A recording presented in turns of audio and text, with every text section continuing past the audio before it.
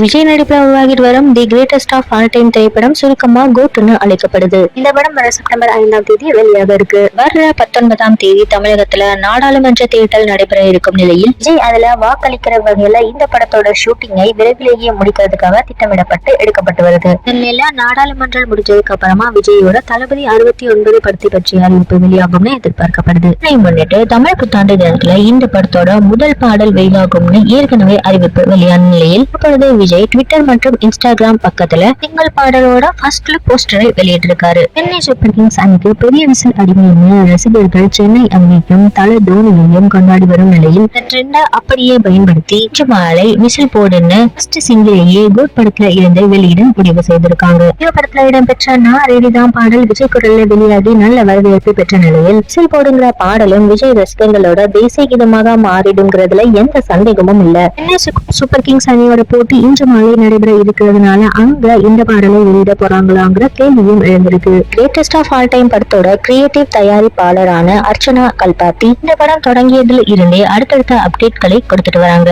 அந்த வகையில கடந்த சில தினங்களுக்கு முன்னாடி இந்த படத்தோட படப்பிடிப்பு மாஸ்கோவில் தொடங்கிய நிலையில் ஷூட்டிங்கில் லொகேஷன் புகைப்படங்கள் மற்றும் விஜயின் ஸ்கேட்டிங் வீடியோ என தன்னோட இன்ஸ்டாகிராம் பக்கத்துல அவர் பகிர்ந்திருக்காரு.